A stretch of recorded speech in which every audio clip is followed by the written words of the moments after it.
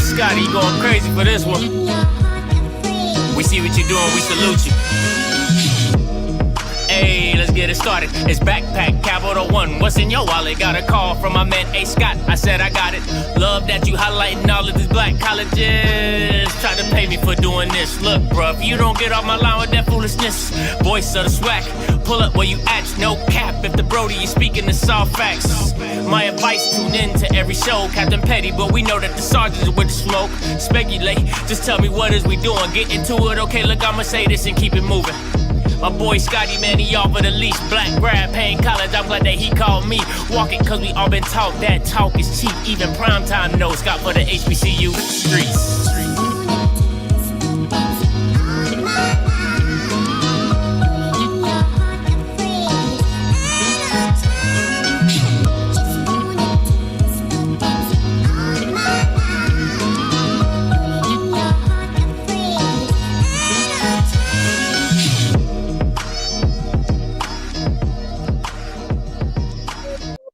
Telling you, them horns, boy. I'm trying to tell you, them horns be hit. They be on the next level. I'm telling you, I got the best theme song on YouTube. I keep telling you that, but I'm gonna keep saying it until I can't say it no more. All right, welcome back. It's your boy Scotty. You watching OFFScript, and you already know it's the round table today. It's the round table today. Now, this is gonna be. Listen, you know, I got my boy Blue in here. You know, I got my boy CFL. Spotlight, you know, he's in the military. He had duty, so he couldn't be with us today. But listen, he's here in spirit, all right? He's here in spirit. That's what we're doing. So before I bring out my boys, all right, I want to make sure, because I got bills to pay. They make the real money on YouTube. I got bills to pay, okay? So I gotta shout out people, all right? So listen, go cop the merch at itsoffscript.com, all right? That's dropped today, all right? That dropped today, all right? Everybody knows, if you heard the Malcolm call, yes, I have 4 kids. That helps me to feed my kids. Okay. All right, so that helps. Every little bit helps. Make sure you go to the OFFScript membership, do your thing. All right, sign up for that as well. All right, so listen, let's get this thing started. First up, CFL, what's good, my guy? What's going on? What's going on? You know, next up is the boy Wonder Blue. What's going on, boy Wonder? What's up, Blue? Good, man? All right, man. Listen, fellas. You know they've been waiting for this. You already know what week this is. It's Jackson State and Alabama A&M week. But before we get into that, listen, we're gonna do some quick recaps. All right, we're gonna do some quick recaps. We're gonna go back real quick on just our little thoughts on week 5, and then we're gonna go to some week 6 games. All right, so we're gonna talk about all the week 6 games that are happening this SWAC, the matchups and things like that. Quick thoughts on that. And then we gonna end it with the banger, the Jackson State Alabama A&M. All right, and we're gonna take calls at the end. All right, we're gonna take calls at the end because I don't want call in, break our train of thought. You know what I'm saying? So that's what we're gonna do. So first up, guys, quick thoughts on week 5. Go. Either one of y'all. All right, so quarterback play, right? Consistent quarterback play, right? Like, I'm impressed with how Rashawn McKay has played ever since that week 1 loss to Jackson State. He's progressed. However, people like Jawan Pass, like 1 week you throw for 100-something yards, the next week you go for 300. Which Jawan Pass are we gonna get? You know, like I just need to see more consistency from quarterback play in the SWAC. Okay, what you got, Blue? I would say, man, contenders and pretenders were exposed, man. I mean, you got A&M getting absolutely demolished by Grambling after playing arguably the worst game they've played in probably 2-3 years. And on top of that, Prairie View gets their 3rd SWAC win, establishes themselves as a true contender. And now you see that UAPB, they weren't ready to repeat in that division. I mean, they're just getting beat left and right. And so for me, I thought we got a lot of clarity on who's the real contenders and who are the pretenders in the SWAC. For me, I'm a kind of ride that bandwagon with CFL. That the quarterback play for me. First of all, I am getting my understanding of the SWAC reality of anything can happen in the SWAC. Like for real, like the stuff you think is a guarantee, I can't even guarantee no more. You know, like the Charles Barkley button on when he be like, Gary. I can't do that. I can't even do that because the games that teams are supposed to win, they don't win. Games you think teams are going to be. I mean, Alabama State was just competitive with Bethune-Cookman. I mean, they get washed. I mean, legit washed by FAMU, making Rashawn McKay look like he's, you know, a serviceable quarterback. When we saw him against Jackson State, it looked like he didn't know what the quarterback was. So, like I said, I don't know, man. That's why I do my series as the SWAC turns. I don't know, man. It just something new every week. All right, let's get into these look ahead to week 6 games. First up, guys, on the match, you see in the back here, Grambling versus Alcorn. It's their homecoming. Grambling just mollywopped A&M. What you got on it, guys? Tell me quick thoughts. I'm interested to see the progression of Noah Bowden. Very much interested. However, I think now that Alcorn State offense is clicking, now that you got CJ Bolar, Nico Duffy, now that you got Felix, I think when the boys get it going, it's just too much to stop. So I'm gonna go with Alcorn with this one. Okay, what you got, Blue? Man, you see, I'm interested of the same thing, but I'm interested to see Alcorn in that against that Grambling defense. Please wait. Are they going to be able to establish the run? Is Felix going to be able to have a performance like he did against UAPB in the second half? Or are we going to get first half MEAC SWAC challenge Felix, and that could cause a lot of problems for Alcorn? And that O-line, man, did they recruit O-linemen over the bye week or whatever? Because listen, that Prairie View defensive line is going to eat them alive if they didn't get some offensive linemen. And for me, like CFL said, Noah Bowden has to play outstanding. If he can continue that progression that we saw last week, I think this game could be one of those sneaky games where, like you said, as the SWAC turns, we could be sitting here on next week's and be like, man, can you believe Grambling's won 2 straight over Alcorn and Alabama A&M? And then what does that SWAC race in that division look like? So this one, I'm very, very torn on, but you know, this is not one that fit into my schedule, so I'll give you all my pick. I actually think Grambling pulls the upset here. Ooh, I like it, Blue. I like it. Oh, man. Y'all both touched on big topics. For me, it's going to come down to Grambling's D-line and Alcorn's offensive line. Listen, when I tell you that boy number 74 should have stayed at home, I mean, that boy should have stayed at home. Like, I was just like, you couldn't block in a telephone booth. It was bad. And Grambling's D-line is legit. That boy 91's legit. The corners are legit. They're not scared. They, like you said, they just came off a big time win. If they can get pressure on Felix, it's going to be a different game. This is the key though. Noah Bowden doesn't have to be great. He just has to be no turnovers. Pretty much what you did until the end. That's all you really need. And I got to see a little bit more from this offense. I think they're going to run the ball a lot better because Alcorn's D line is not really that good. It's really light. You know what I'm saying? So I'm not gonna make a pick on this one yet. I'm kind of scared because I just went 0-2. I just went 0-2 last week. So I'm gonna hold off. I'm gonna come back to that one. I might do that one on Friday. All right. Next up, Valley versus Bethune. I'm gonna kick this one off. I am super excited for this game, right? Coach Vincent Dancy, you got a fan in me. I'm gonna pick this one. I'm going with Valley for the upset, baby. I listen. I believe it. I'm right with you. I'm right with you with Valley. I believe in Dancy and I believe in Caleb Johnson and Jelani Eason. My guy, he made me a liar. I told him he wasn't a quarterback. He did a last second drive, 19 seconds left in that game to win that game against North Central. I'm going with Valley. I and Vincent Dancy, I trust. Next, it's on y'all. Man, I listen. This is like the who's going to be next to Texas Southern with nothing to like stand with at the end of the season. This is like the loser bowl. Like it's going to be so bad, man. But listen, personally, I think Valley right now is playing better than Bethune, which is something I don't think any of us three ever thought we would say coming into the season. But after watching Bethune get manhandled by Alabama State and then watching Alabama State get manhandled by FAMU, I'm just like, what are you doing? They gave you 12 yards rushing against Alabama State, and Mississippi Valley has a solid front seven. They got some boys on that D line that can play. So for me, I agree with y'all. I think Valley pulls this one out because right now I think Bethune's in a mess, and they got to fire everybody on Monday morning. What you got, see? Listen. First of all, I just feel so sorry for my boy Joshua Rice, man. I know it's hard. Lord knows.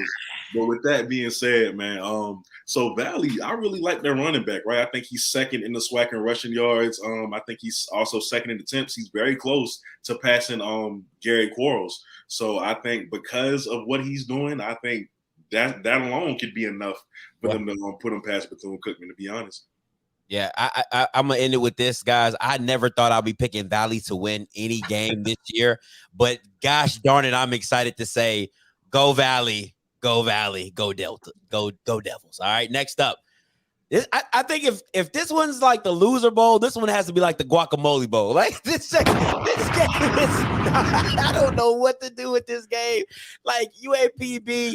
Like you would think they should win. They have the better quarterback. They have the better receiver core. I mean, they have the better secondary. I mean, like to me, it should not.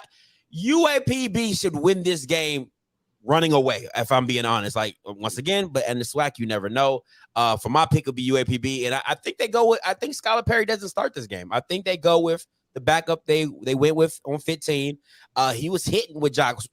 Josh Wilkes needs to put some respect on Josh Wilkes' name. He's a burner. He's a burner. He needs more yards, more attempts. You put him on any other team in the SWAC, he probably is like the leading rusher in the SWAC, right? I mean, leading receiver in the SWAC right now. But my pick is UAPB. It's on y'all. I'm gonna rock with UAPB as well. As far as Alabama State, that quarterback play was there. Another team whose quarterback play was just horrendous last week. Am I right? Because I didn't catch them.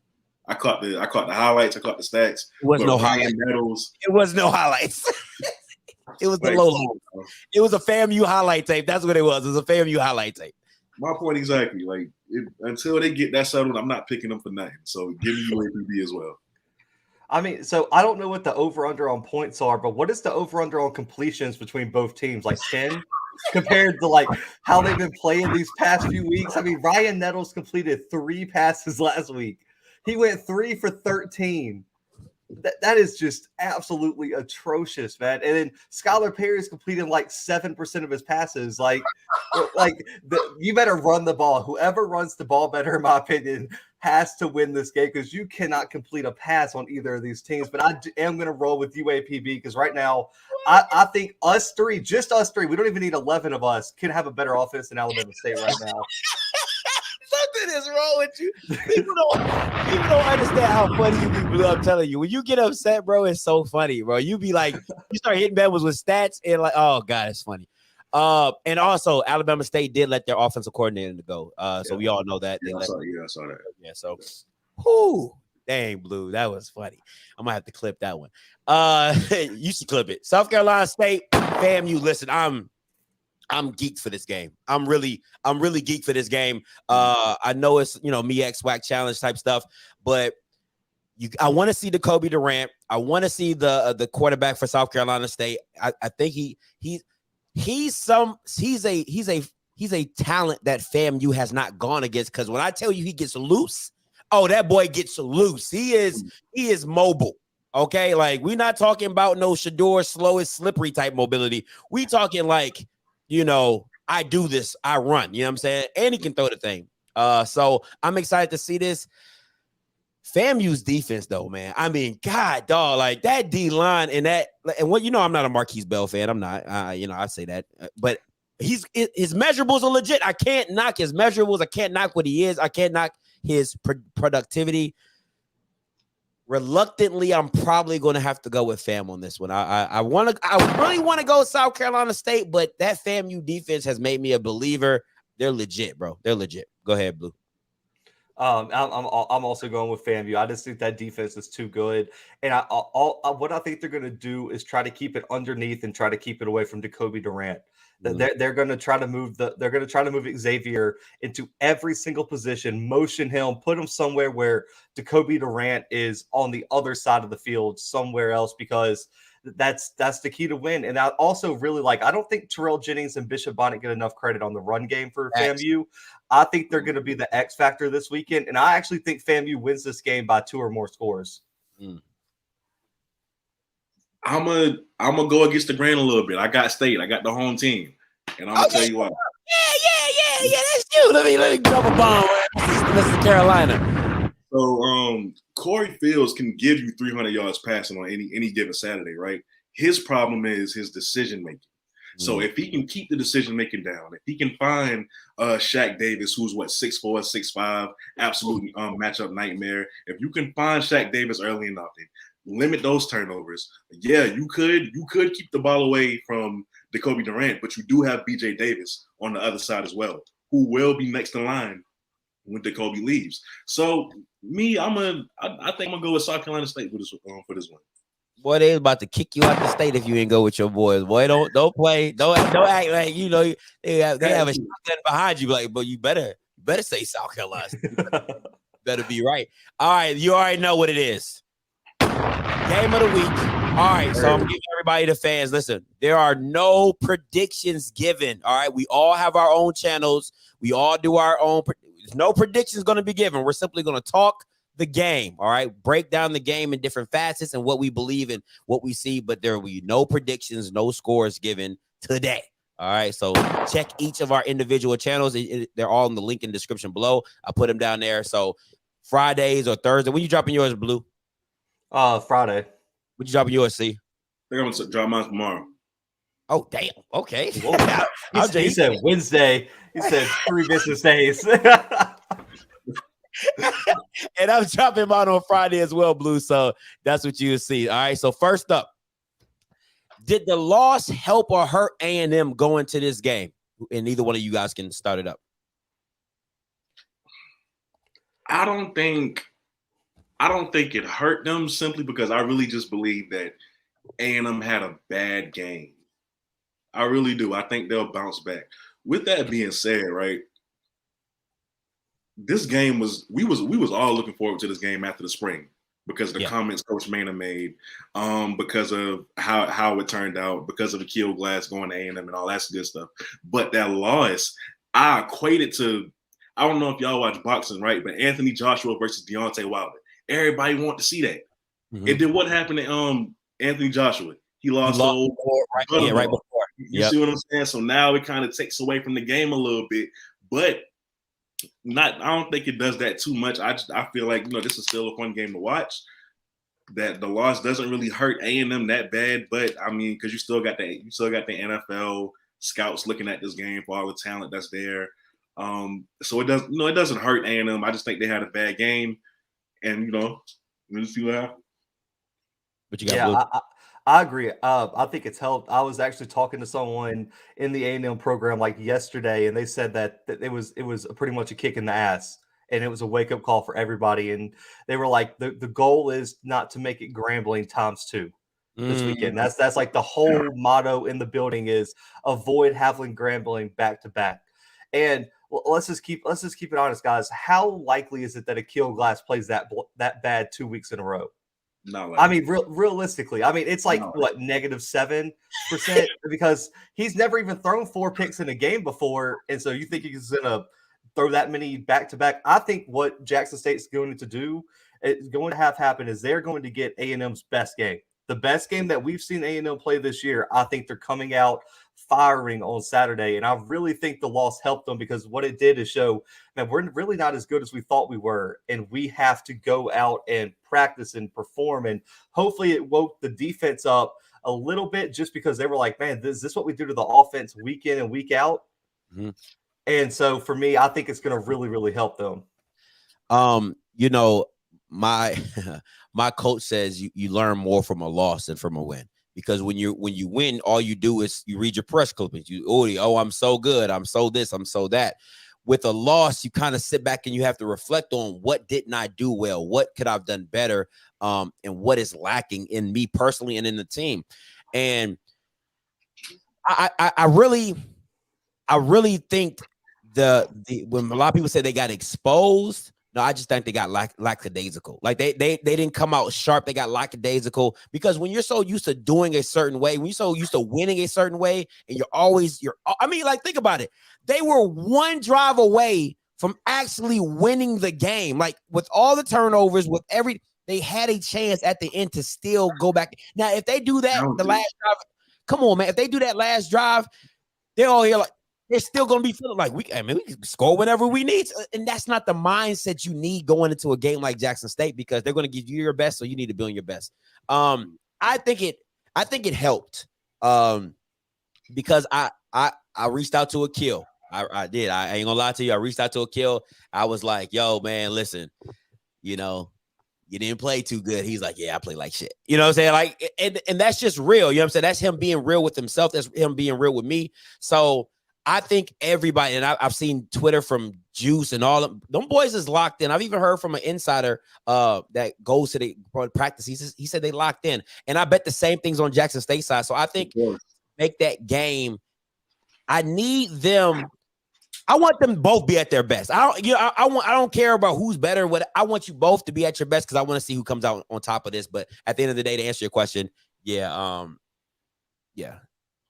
Because I was kind of mad that Kill made me a liar. I mean, he didn't even get 30, bro. Like that. I mean, like win or lose, I don't care. I made a bet to say somebody they were going to get 30, didn't get 30, so I had to reach out. I was like, bro, what you making me lose my money, bro? Like, come on, man. I put money on you. All right, next one up. How important is the other DBs not named Nugget? Very, very, because Alabama A&M receiving core is loaded, so they have to be important. Not even Kevrick Wiggins, Randall Haney, you playing in the SEC. I got confidence in you because you have that experience. Who else? Al Young. I have experience. I have faith in you as well. Kevrick Wiggins, John Huggins. Let me say this. It is so easy. It is so obvious that they need to pick on Shiloh, right? Because he's horrible in pass coverage. John Huggins, maybe he does need to be in that spot. Maybe he needs to replace Shiloh for this game just because he's a better cover. Like I just feel like it's important. I'm losing my words. You're good. Yeah. The rest of those DBs, right? This is the biggest test in their career so far, probably other than Randall Haney, all right? Because D. Anderson, we know what he can do, okay? We know where he came from, the coach that he learned up under, who put Jamar Chase and Justin Jefferson first round, all right? We know Abdul is completely consistent. And honestly, I never really watched Abdul, but after he catches the ball, he's like Deebo Samuel trying to get those rack yards. So he's dangerous. We know what Juice does. Okay, we know the fires that he brings to that offense. Nobody even talks about Zabrion because of those other three guys. So yes, those other DBs for Jackson State, not named Nugget, they're very important, and they're going to get tested more than Nugget, in my opinion. So I hope they're ready. I really are. What you got, bro? Yeah, I mean, especially with it's so important because especially the narrative that they have 6-7 guys that can play man-on-man against anyone in the country. That's been the narrative all year, is that Jackson State can match personnel with every team, especially in the Swac, and that you're not going to have the athletes to go make plays out in space. Well, we're going to find out this weekend. If they can shut down the passing game, then guess what? They got that right now. But we're going to find out whether they can man-for-man hang with that type of athletes that Alabama A&M has on the outside. D. Anderson is a matchup nightmare at 6'6".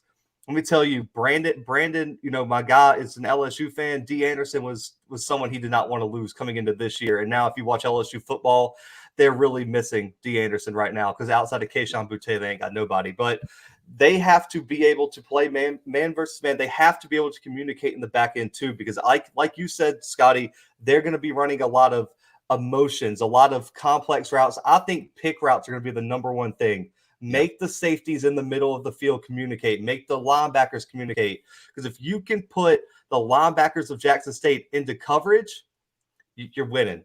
Yeah. Go ahead. If you get Juice in the slot and he gets matched up on Hampton or one of those linebackers, I'm taking that matchup all day, every day.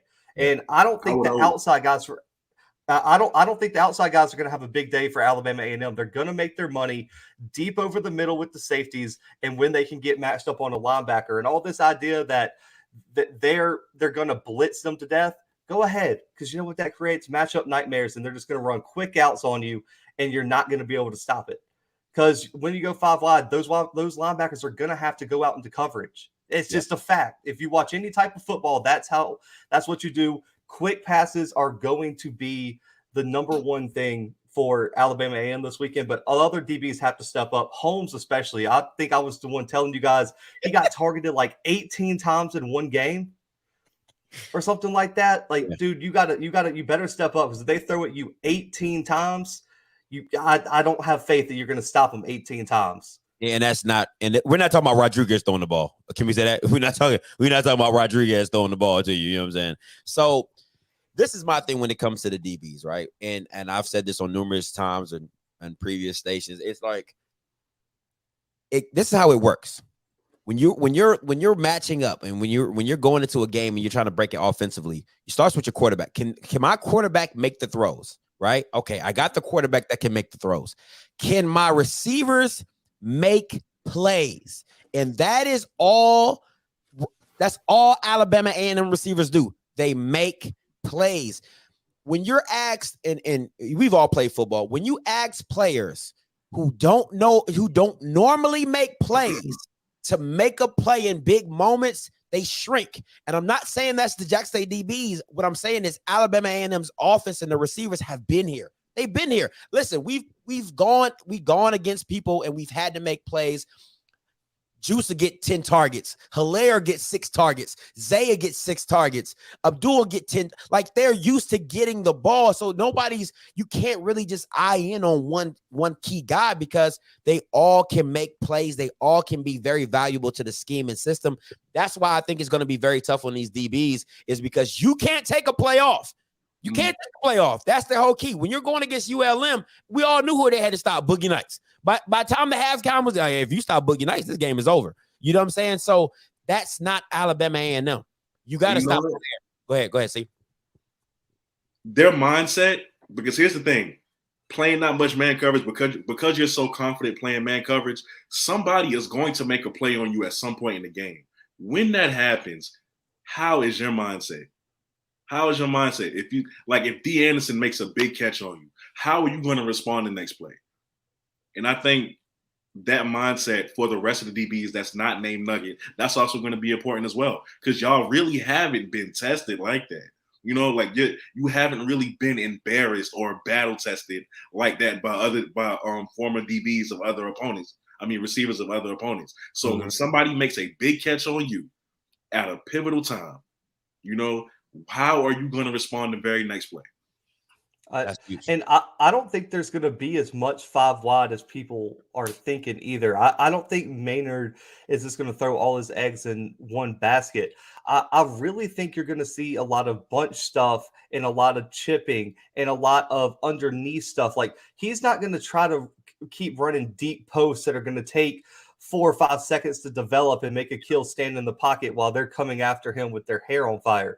He's going to go underneath where it's just dump off. And what Maynard is going to do, in my opinion, is say, my athletes at wide receiver are better than your athletes at cornerback, your athletes at linebacker, and that's where we're going to make the money. I don't think they're going to run 5 wide all game like a lot of people do. They'll do it at times to keep them off balance, but I expect to see a lot of bunch formations, 3-4 wide receivers, running back in there, a chipping tight end, and they're just going to run underneath quick passes. And that way you can, 1, get off the blitz, and 2, you're at as good as a kill is. All it's going to be is this matchup comes down to, can Alabama's wide receivers make plays against Jackson State CBs? The only way you do that is to get the ball in their hands in open space, screens, tunnels, like tunnel screens, drag routes, over the middle stuff. That's where they're going to make their money. This whole debate about 5 wide, I think, it's gotten out of hand because the comment section loves being like, Jackson State's 5 can cover Alabama A&M's 5. Well, that's not.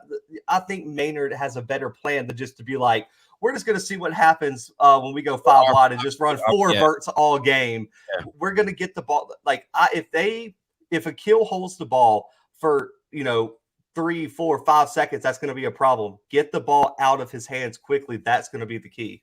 I like where you're going with this, Blue, because I said it last night. I think if it was me, I'm doing twins tight formations, bunch formations, and I'm doing a lot of motion. I mean, I'm doing so much motion, it's going to blow your mind, because you got to declare. Because when you shorten the formation up, to me, it actually benefits Jackson State. That's why I would like to spread it out and come in, spread it out. Because if you keep it bunched and you have a lot of stuff coming at you, you know, if you have a bunch formation and things are like, I want to see a lot of mesh routes. I think if A&M does a lot of mesh routes, I think those rub routes across the middle, like that Eagle, like when what's the dude from the Eagles? The one that won the Super Bowl. Peterson or Chris Peterson. Yeah.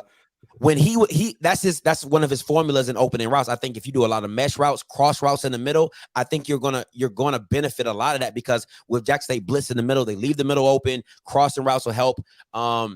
Listen, Alabama has to be okay with a 4-yard completion. A 4-yard completion is a win. You know, like, you can't think that everything's going to be a big play, and you're used to the big play style. That's how they get you with the 30-yard, run and catch. No.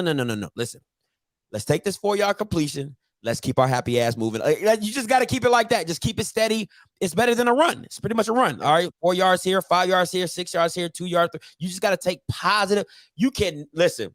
Getting behind the chains on Jackson State is not what you want. That is not what.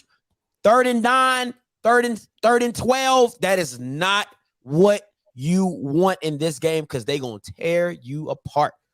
You got to. Do we have the patience for that, though? What's up? Does Alabama A&M's offense have the patience for that? For a 4-yard game? Because we know their personality. They're flashy. That's Coach Maynard's personality. He's flashy. Do you have the patience to consistently go all game with 4-yard gains and just chip away? If you really watch Akil, his style of play is that he is what you guys call Shedeur as Tom Brady. He is actually the quintessential version of Tom Brady. His game is not 10 to 15, 20. You will rarely see him throw a 20 or 30-yard bomb unless it's wide open or it's a concept route that is schemed to come open. Other than that, it's 10 and below. It's I say about 12, 15 and below. That's where Akil makes his money. It's just the accuracy, the pinpointness, and then Abdul, Hilaire, Zay, their ability after Juice, their ability after the catch. That's what makes them flashy. That's what makes them big. But if we're being honest, they really play 15 and down. They're not a big play offense where they're just gonna bomb you over the head and keep it like Skylar Perry. You know how he loves to throw it over your head. Nah, that's not Akil. That's not his game. His game is 15 and down. You know what I'm saying? So you're talking about the digs, the ends, the short corners, the skinny posts. Like, and even Akil said when I interviewed him, he said, I don't have the biggest arm. He said, my anticipation is really good. So if I see, the rule is if I'm even, as a receiver, if I'm even, I'm leaving, right? That is with everybody but Nugget, because he can outrun you. You know what I'm saying? So anybody else, you have to take that shot. Like, I don't care if it's D, you have to take that shot just to keep him honest. But go ahead, Blue. I know you want to say something.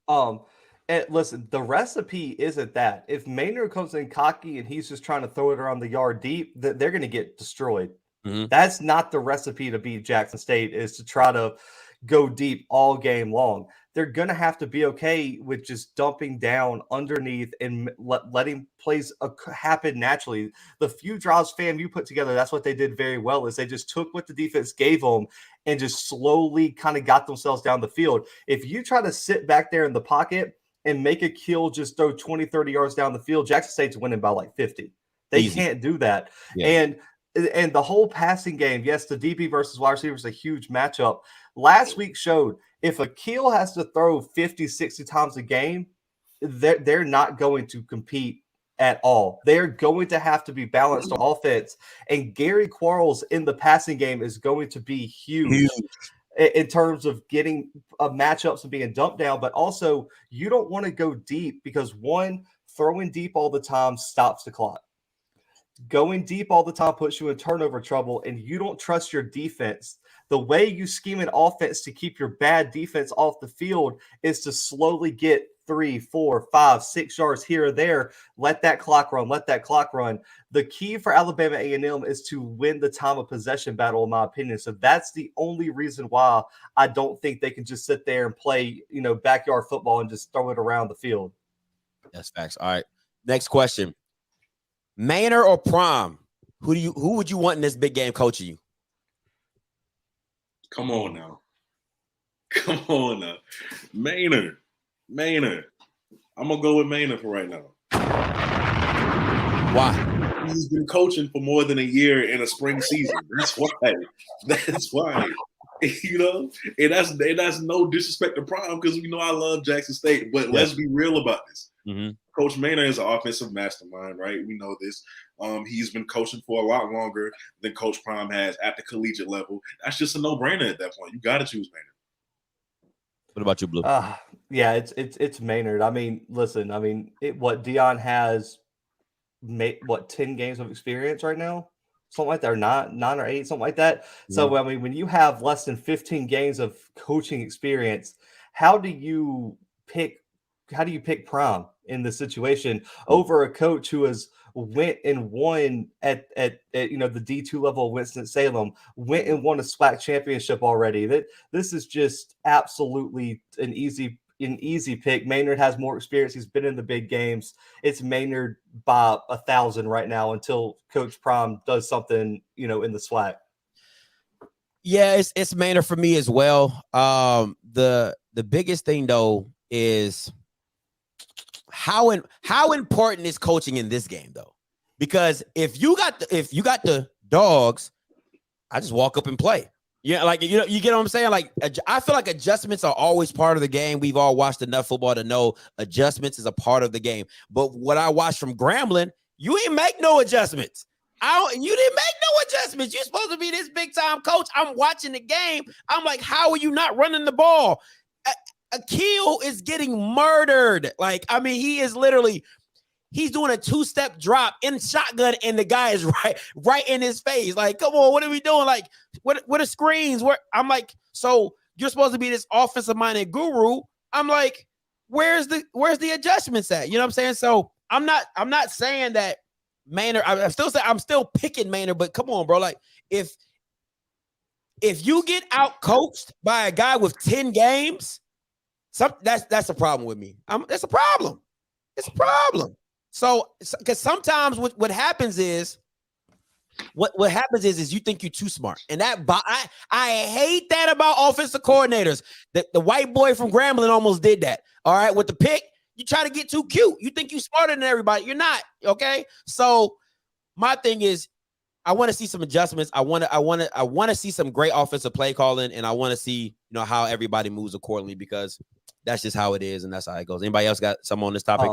Yeah, and about that, you see this with coaches who have very talented teams. You saw it at, I believe it was the Auburn LSU game with LSU in 2019. You saw it with the Chiefs in the Super Bowl.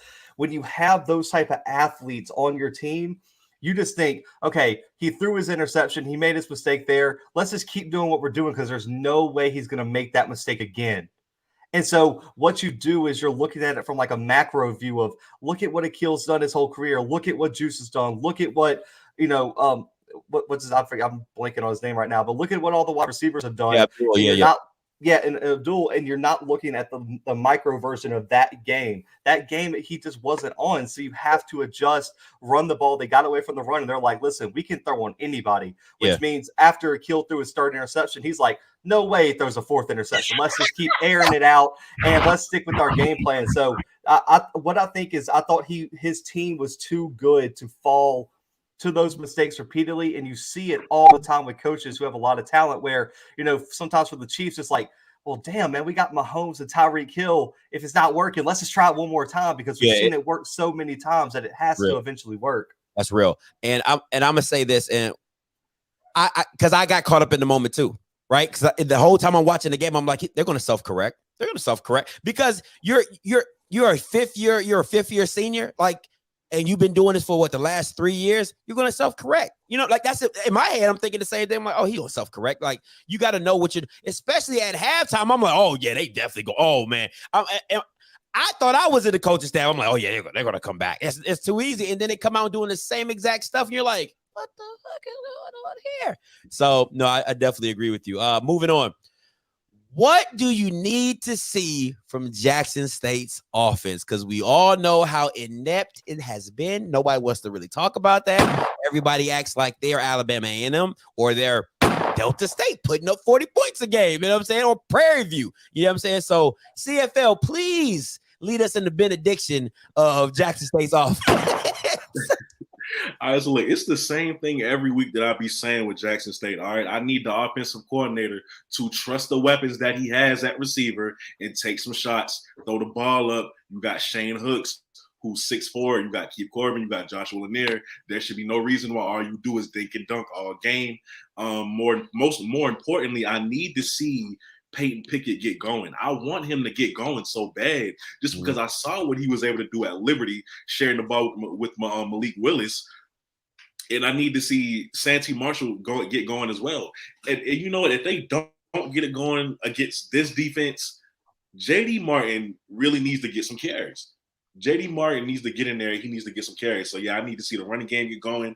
I need to see 100 yards from one of them.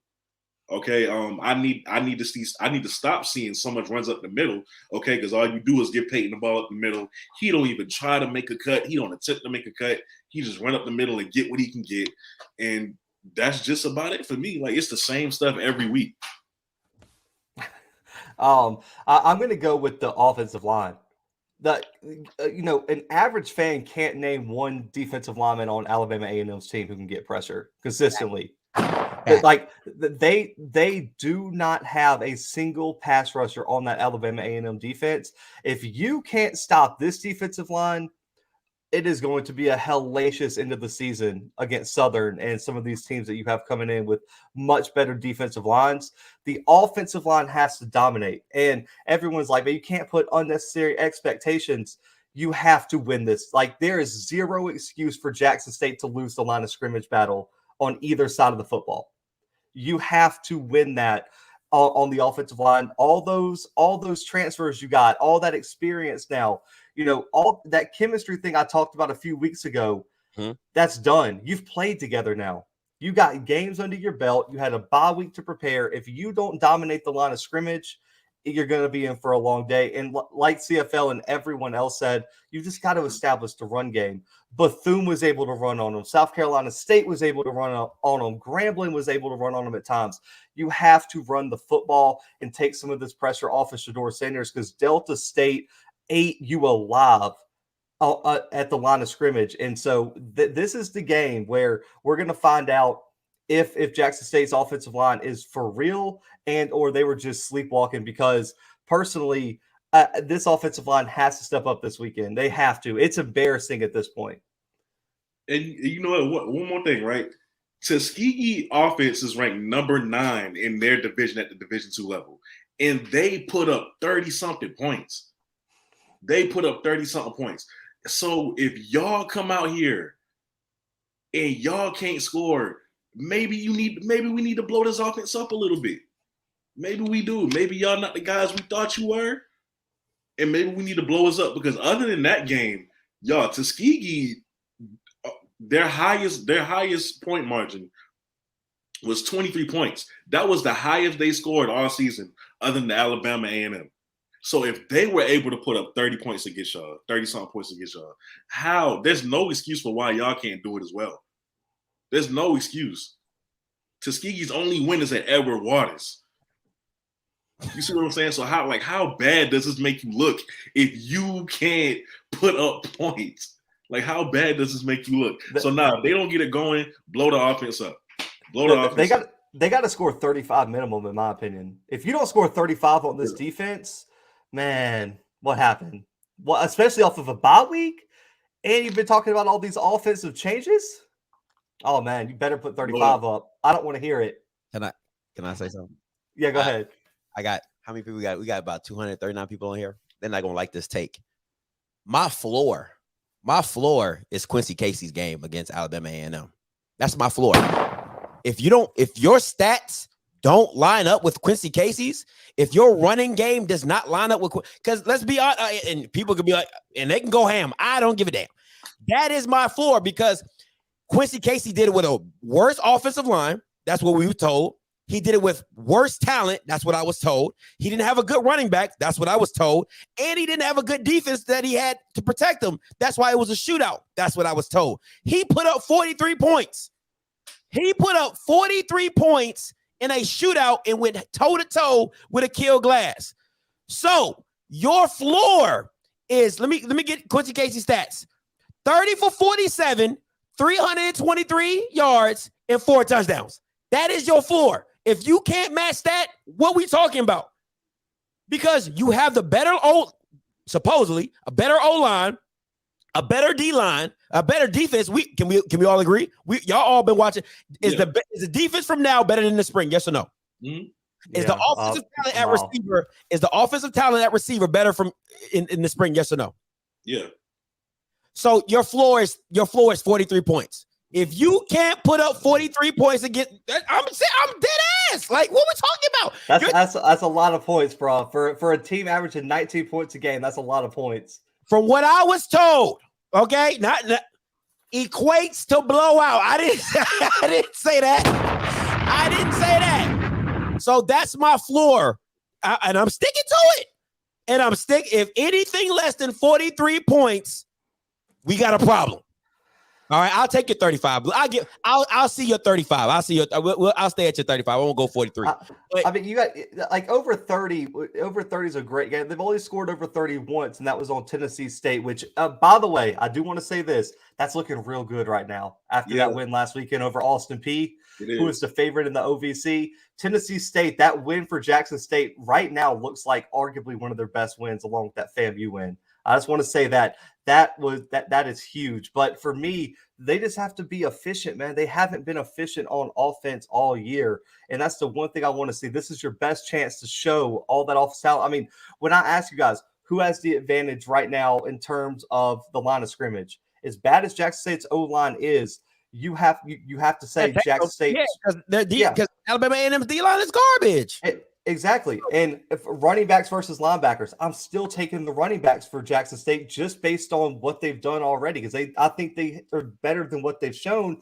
And then God forbid you extend it out to wide receivers versus DBs. Jackson State wins that by a mile in terms of outside of Troutman. Outside of Troutman, who do you trust to shut down a single Jackson State wide receifor? Nobody. Literally, let them boys off the leash. That's what I'm saying. So how is 49? So explain to me if you just did that breakdown and everybody here, I just want to win. I just want all these Jackson State fans in the comments. I just want to win. I don't care. How is 40 not supposed to be put up? And if we're being real, let's be real. Let's be real. I'll be real.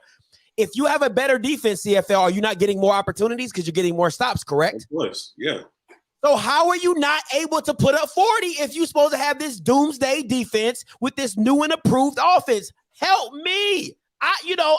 Listen, I'm not the smartest tool in the box. I'm not, but it just doesn't make sense to me how everything could be better and you get worse. Ain't no excuses for me. I need at least 35. I need it. I need to see it from that offense, man. I thought I was going to get 30 in the Delta State game. I couldn't even get that. Like, for real. The only thing I can't ride with you on is the Quincy Casey stats versus Shedeur, because in my opinion, I don't think he should have to throw that much, because they should take a lead early and just absolutely pound them to death on the offensive side of the ball. Hold up, let me throw the carrying stats for you, Blue. 150 yards by Santee Marshall and 1 touchdown. He had a 6.6 yard average. So that's a total of 470 yards put up against Alabama A&M. That's 150 rushing and that's 300 by passing. Listen, any Jackson State fan would love a game like that from Shedeur. They would praise him and worship him like the next second coming of Justin Fields or something like that. So my thing is this: that's the floor. Even if you give me 200 yards, I still need. Shedeur should have no less. If he's supposed to be this, and this is what kills me, right? This is what kills me, because you can't tell me he's a 4-star this, 4-star that. Then they throw me he's a freshman. Okay, he's a freshman. You started more games than Quincy Casey. You've started more games than Quincy. You have played in more games than Quincy Casey at this point in time. So what are we talking about? And you're supposed to be the better guy. Oh, I'm not. No, I can't. Can't rock with it. All right, but next question. Ain't nobody gonna like that take, but that's just whatever. All right, Akil or Shedeur? Who do you want? Not trust. Who do you want in a big game? Now, okay, let's be honest. Because it's a little finicky here because it all depends on what kind of team you have. I understand that because that's the first way you're going to go with. You're like, depends on what kind of team I have. If I have a great defense, then I can take either one. You know what I'm saying? Like, really, if we're being honest, we can take either one. But everything being even, right? Which technically it can't. I know he's a senior. I know he's a freshman. I get all that. All right. But big game situation, who do you want in the big game? I'm gonna take a kill. It's just that simple. This guy is the most pro ready right now, being that he's 1 year away, less than a year away. This is a guy who isn't afraid to. Yes, he does. He will put the ball in harm's way, but that's because he takes more shots, and you can't win the game playing it safe all the time. So I honestly, I'm gonna go with a kill Glass, man. Like he's been there, he's done that. This is a guy with NFL talent. He makes some pretty throws. And honestly, what I love most about a kill is the fact that you could really lay the wood to him, and he gonna stand in that pocket and make that throw every single time. He is not rattled by that. Give me a kill. Not saying that Shedeur got a problem with that too, but give me a kill. Yeah, I mean, personally, it's the same argument we have with the coaching debate too. I mean, you got to look at the experience. Akil has been in these types of games. Akil's done it on the biggest stage. You have to go Akil, even though the one argument I will make for Shedeur is he's better right now under pressure. He's more composed in the pocket, and I don't think anyone can argue that he's more composed in the pocket. But personally, you got to go with the kill just based on experience. And I mean, he was ranked the number 2 at like HBCU player in terms of draft eligible players in the Swac right now. He's like number 2 right behind Marquise Bell. So for me, you have to go a kill here. I actually go with Shedeur. And Blue, you said the reason why. I'm being dead ass. And I'm not trying to be funny. I would take Shedeur. No, I'm really not being funny. No, I'm dead ass. Like, I'll take Shedeur because of the fact of what you just said. Listen, I've made a living calling Shedeur the slipperiest slow dude I've ever seen in my life. He is Houdini in the pocket, like for real. He's Houdini. Akil is not Houdini. He has bricks for feet. Like, if you don't protect him, it's a sack, like off the rip. I need somebody that can extend the play. Akil is not that guy. Now, he's done it, but not at a high level. I love Shedeur, his pocket presence, his poise. I love it. The only issue to me is I feel like he's very predetermined. Like, I think his IQ is not too good, but it's good, but he locks in really quickly. If you notice his reads, like if he sees cover 2, he already knows where he's going. You know what I'm saying? If he sees man, he already knows where he just locks in too fast for me. He doesn't really go through his progressions. Now, when he gets out the pocket, he'll murder you because people get open. He'll hit it. But if we're talking about pocket presence, like I need somebody who's going to extend the play for me just a tad bit longer to get my receivers open. I would take Shedeur. I'm not even going to play. And he doesn't turn the ball over very often. So I can't, you know what I'm saying? And if we're being honest, their arms are not, I mean, Shadeur's arm might be a little bit better than Akil, so the arm talent isn't different. You're not saying like Shedeur is Patrick Mahomes and Akil is Trent Dilfer. You know what I'm saying? So it's the level of arm talent isn't that big a difference. So you're really it's really a preference. And if you're really going with Akil, it's because of his track record. But I love Shadeur's pocket. Man, listen, I'll be like, who you got? What? I'll be like, how did you miss him? So I gotta give credit where credit is due. His pocket presence is real. It's real, and I love it. I love watching him do what he does. Anybody else got anything? No, I mean, listen, he don't have to do anything special either. I don't even know how he makes some of those guys miss. Like he takes like a quarter of a step to the right, and like the defensive end just like completely whiffs, and it's like he didn't even juke you for real. Like it's like he teleported just out the way. Like you got to give him credit, man. Shedeur, his pocket presence is going to make him special down the line, and I agree with you. Like if you're going just based off pocket presence, you take Shedeur, but I'll take 3-4 years of Akil Glass over just a few games of Shedeur Sanders. All right. If anybody wants to call in, we'll be taking calls after the show. Okay. So I want to make that very clear. The call lines will be open after the show. You can ask your questions. We're not going to take calls while we're doing our segment, but make sure you write your question down or remember what you got. And you can call in after the show and the call lines will be open. We'll take calls then. All right. Couple questions. We're going to come down to the end. How big is home field going to be in this game? Can I go first? Yeah, go ahead. Not at all. Not at all. I've been to enough Swac games to know home field means literally. Now they'll say Grambling the whole has a mysterious feel to it, which it probably does, and they probably get juiced up or jazzed up. But home field advantage in the Swac, honestly, from what I've seen, is it? I don't know. I can't even be honest with you. Home field advantage in the Swac. I guess if you're not playing like a rivalry game, to me it really doesn't matter because I guess the games I've been to, they just haven't really won me over, but okay. But y'all can go. Yeah, like what's the attendance record for A&M? Because every game I've seen this season so far, like it was a lot of patches in that stadium. I'm gonna just say that. Nah. But honestly, man, Jackson State has played 3 straight games not at home this season, the first 3 games. So I'm not really as nervous about them going on the road to A&M and doing this again. They used to it. They had 3 straight weeks of it. Mm-hmm.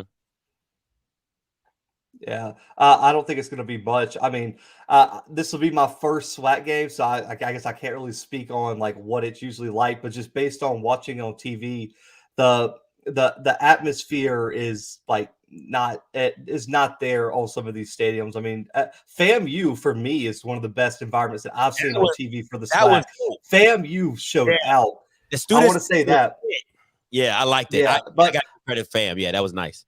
But I would also say Jackson State has a lot of fans coming. Based on everything I can find, Jackson State's going to have a lot of people there. So for me, I would imagine that it's not going to play a huge deal, regardless if it's homecoming or not. JSU is going to pack out their side.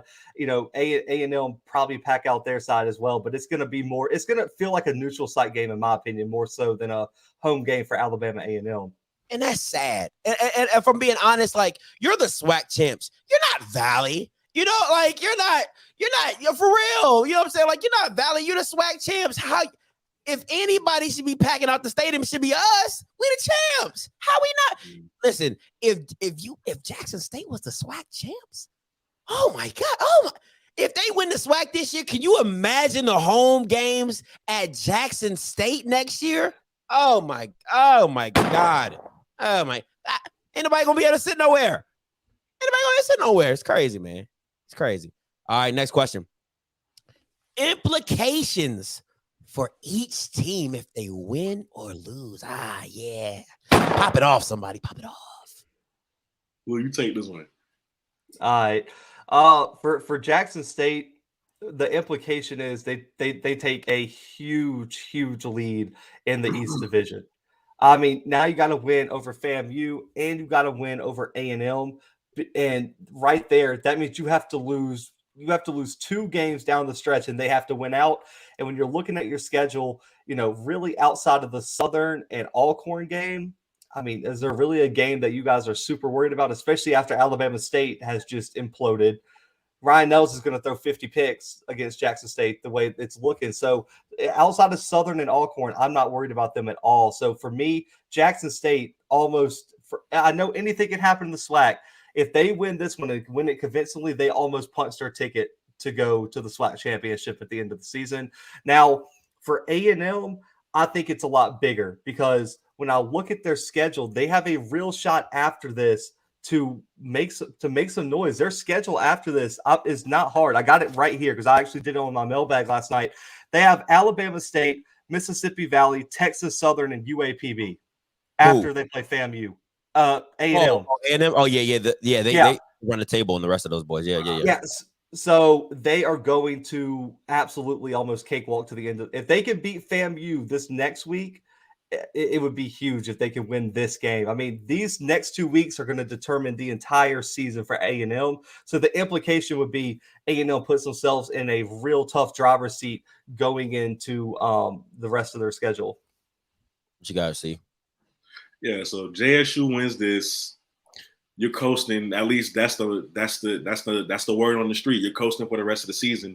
I'm a little uncomfortable with it because I don't want them to get too comfortable and you have a slip up game because you don't have A&M schedule the rest of the year. You still got Alcorn. You still got 7 if I'm not mistaken. So I get a little nervous about it, because this is obviously a big game with big implications. But you win this game and you win it handedly. Let's just say they win it handedly. I think they get a little too much confidence, and I just hope that going down the line they don't really blow that. Now, if A&M wins this game, right?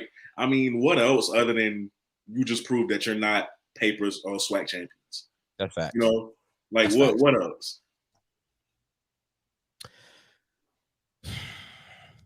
Jackson State loses this game.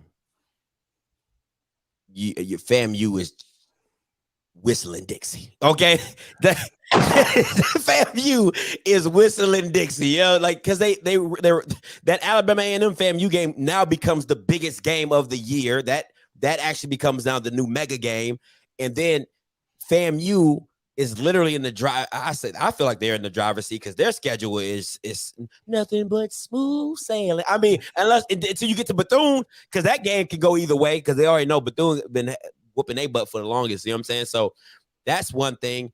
If Jackson State wins this game, Alabama A&M loses this game, I'm firing a D coordinator. I'm sorry. Listen. I got to let you go, my guy. I got to let you go. You know what I'm saying? Because we've lost. The Grambling game was on a kill. I'll give it that.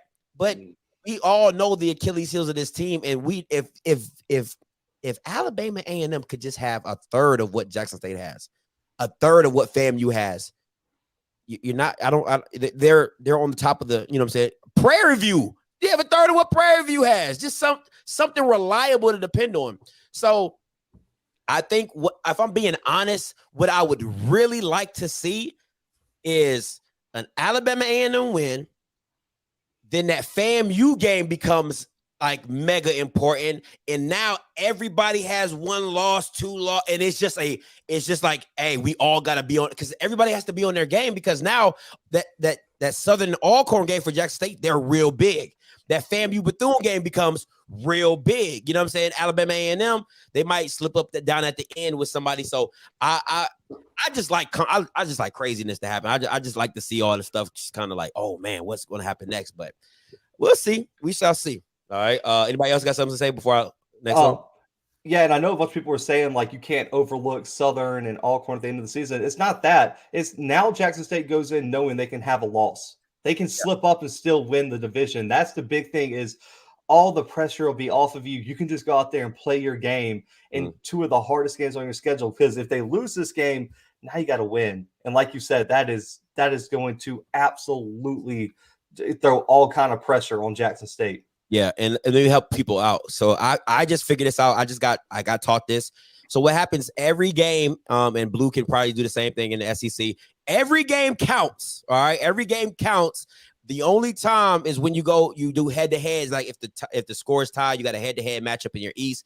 But if Jackson State goes 9-1 and FAMU goes, if Jackson State goes 10-1 and FAMU goes 9-2, or if FAMU goes 9-2, Jackson State goes 9-2. Well, Jackson State has the head-to-head to FAM, so they go to the Swac championship. So every game counts in the conference. Every game counts. I just figured that out. So that's how it works. So all right. Last question, guys. And if you want to get your calls in, we'll be taking calls right after this question. All right. So if you want to get your calls in, we'll be taking calls right after this question. X factors outside of the superstars that could change the game.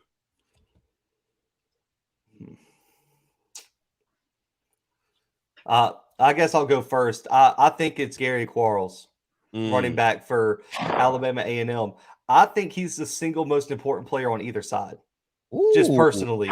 Over Shador, over Akil, over any of the wide receivers, over Nugget, over Shallow, over Houston.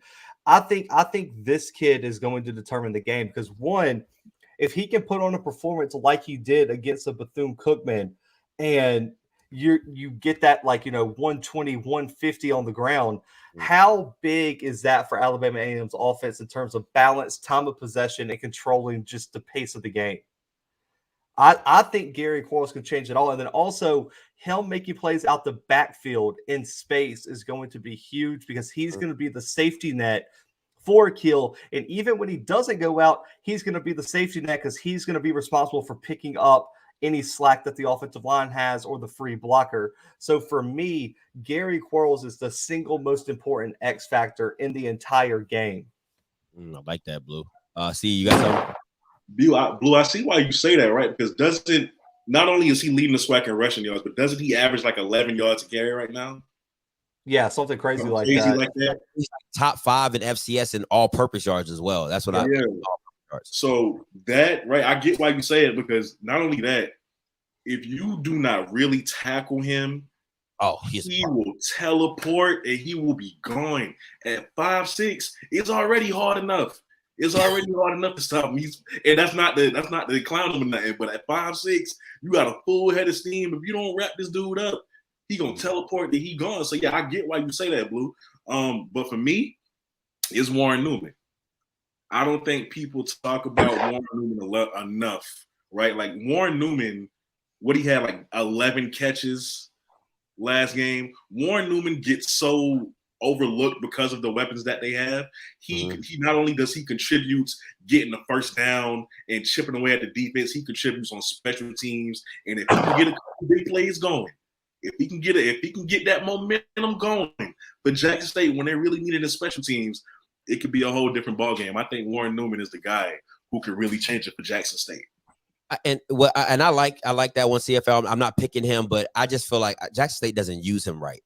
They don't use him they don't use him right. I mean, he should be doing whip routes. I mean, like just quick.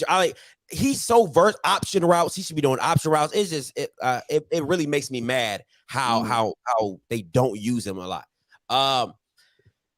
My X factor for both games, or for this game, my X factor outside the superstars, I gotta go with the Swac kicking. I just got to. I don't trust Swac kickers. Can I just? And listen, and this is the biggest thing for me, and it's actually, and I'm gonna lean towards more the Alabama side, because if you do those pooch kicks against Jackson State, you're going to have problems. Okay, like don't think because Nugget fumbled on one of the ULM games that he won't break one. Don't think that Zay won't break one. You need to kick that ball as far back as don't give Jackson State. Don't let Jackson State start on the 30. Don't let Jackson State start on your 30, like on their 30. Like, what do we do? You just giving up y'all. It is squib kick the mother sucker. You know what I'm saying? Like, do that or something. Just don't pooch kicks but that boy can kick field goals though. He can show enough kick field goals. Alabama A&M's kicker is probably the best kicker that I've seen in the SWAC, if I'm being the whole way honest. So he's my listen. If you score field goals and you kick field goals or whatever, listen, games come down to 1 point in the SWAC. It's just that simple. You know, an extra point, you know, a block kick, all that type of stuff. So I gotta go with the kicker. I gotta go with the Alabama A&M kicker. That, man, I don't care if you got to get a running back to kick the damn ball out the end zone. Just kick the ball out. Just don't give him a chance. That's all I'm asking. Just don't give him a chance. All right. Anybody else got something? I'm about to start taking calls. It'd be really interesting. Okay, so I know it takes skill, so don't come at me in the comments, because I guess this is coming from me who watches a lot of Power 5. Why not try? I want to see them, if they can't kick out of the end zone, why not try to do one of those high fly onside kicks where you kick it straight up in the air to the gap, and you have all your athletes on one side run up under it and try to catch it beyond 10 yards in the line of scrimmage. At least give yourself a chance to get some extra possessions if you're worried about them. So not only is it technically a pooch kick, it gives you a chance to get it's technically a glorified onside kick. Now, I know that might be too complex for the kickers we have in this game. I don't know if they're able to do it, but for me, that would be a good strategy, because the number one thing is I don't think you can squib kick it too short, because the number one thing is you want to make Jackson State drive the length of the field. If you give those short fields, they're going to eat you alive. Yes. So for me, I just think you got to worry about squib kicking to a point, because if you give Shador a short field, they're going to put up points. Easily. Or they're going to have a shot to put up points. So for me, the field position game is something that not a lot of people are talking about, and that special teams pick is a good one because that's going to play a huge part in it. Yeah. Okay. So anybody on the call out right now, listen. Either have a question or comment. All right. We're not. Listen. This is not my regular live streams where we can just be bickering back and forth. Have a question. Have a comment. Know what you want to talk about, and we're gonna keep it short and sweet to the point. All right. Short, sweet to the point. Hey, what's up, Mr. Campbell? Talk to me. All right, man, I'm going to make a comment. But first of all, I want to say to you young guns, good job with these minimum Swac hours. This has been a great breakdown. I love what you boys are doing. Proud of y'all. But let me give you guys something, and Blue Blood made me think about this. I'm going to give a comp of Deion to Nick Saban. Not coaching ability, but coaching temperament. Nick Saban has minimum patience, just like Deion. And Deion, if you watch Nick Saban, when they get in those shootouts, like when they got in with LSU, like they got in with Auburn, and like when they got in with Texas A&M, Nick Saban loses his mind because guys are not doing their job on defense. This is the same thing Deion does, because Deion kind of patterns himself after Nick Saban. So for Connor Maynard, he really doesn't care if his defense doesn't stop. He wants his offense to roll. He wants to get this thing up in the shootout, because you watch Deion, because he's going to start looking at his D coordinator, like, why wasn't this guy here? Why wasn't this guy there? And then frustration starts to happen, and the whole team starts getting edgy. And that's the thing about it. For JSU to win this game, it ain't about 30, 35 points. It's really about 28 points, 24 for A&M. Where they got to keep this game in a kind of easy, let's run a drive, let's run the ball down, good long drives, make sure we're scoring touchdowns, make sure we're hitting field goals. Because Connie Maynard can have a funky game like this, like at Grambling. Because even then, they had a drive to potentially win that game. Yep. See, Deion and Jackson State can't play that game with Maynard. That's why he's already started egging Deion on. Because he knows the temperament, because Deion doesn't have patience. And that's the thing I think is going to be really key for this game. So I just want to tell you guys, great job. Keep doing what you're doing. I want to see what you guys thought about that. Okay. Hey, thanks, Mr. Campbell. Hey, I like that. I That was a great take. That was a good point. I like that take. That's a really good take. And Blue, if you could speak on the to Saban's temperament, I know you watched a lot of battles with you in your Iron Bowl days. So yeah, listen, I was at the game where Auburn beat Alabama in 2019 because they hid the. I thought the field goal kick. No. The kick six was 2013, but I was at the Bama game where Auburn hid the punter at wide receiver and acted like they were going for it on fourth down, and then they ran the punter to the backfield, and Bama got caught with too many men on the field, and it gave Auburn a first down, and they won the game. And Saban, I thought he was going to explode on the sideline, man. Listen, Alabama could be up 63-0 on Mercer. And if a player is out of position on the defensive side of the ball, his foot is in the place where the sun don't shine. I mean, it is that bad. If his fourth, fifth string linebackers aren't making tackles, he is absolutely going to lose his mind because he expects perfection regardless of the situation. And that's where, and if Deion can mimic that, that's the key, because if you can execute in situations that don't matter, like when you're up 63-0, you're going to be able to execute in the big moments. So for me, that's the number one thing, is that there's a standard. And if you don't live up to the standard, you're going to have a problem with Nick Saban. It doesn't matter if you're up 90-0, you're down 90-0. Don't matter who you're playing, where you're playing, what weekend you're playing. The standard is the standard. And if you're the fifth string linebacker, he gets held to the same standard as Henry Toto, the 5-star linebacker for them. And that's the difference between Alabama and the rest of the country right now. You know, you're right. Because I remember I was watching the Alabama spring game, right? And Kool-Aid McKinstry, the 5-star corner, the freshman they got, he was having a real good day. But I saw Nick Saban yell at him and say, "Hey, don't walk your A on this field." It's random stuff. You see what I'm saying? Like he's just real strict. McKinstry is like having a great day, and you still found something to yell about. That's just who Nick Saban is. Yeah, that's a bar. And on top of that, CFL's an Oregon fan. Well, how about Mario Cristobal getting on that boy for celebrating 2 weeks ago when he spun the ball and absolutely got into him? That's coaching. And Cristobal's coached under Nick Saban for like many years as the O-line coach. So he has the same standard at Oregon, and that's why they're a top 10 team in the country right now. That's what's up. All right. Appreciate the insight. Hey, what's up, Mr. Ford? Talk to us. You live.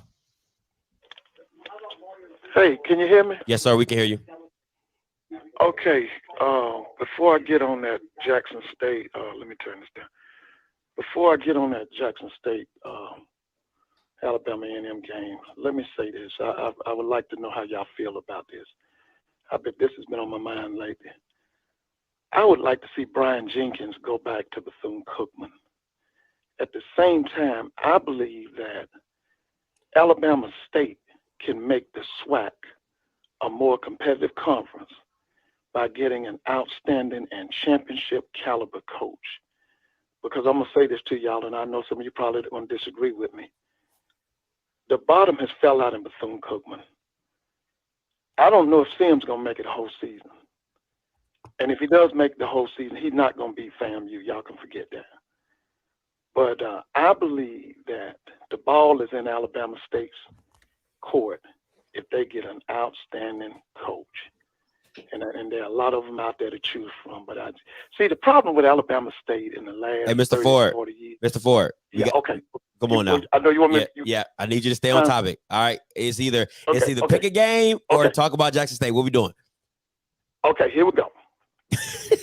I hear y'all talking about off the Jackson State defense versus Alabama A&M's offense. That's not going to be the key to the game. The key to the game is, number one, the kicking game. Kicking games always take over championship games, and they always take over high caliber games. The second biggest thing I want to see is then Coach Eastman and that defensive staff versus Jackson State's offensive staff.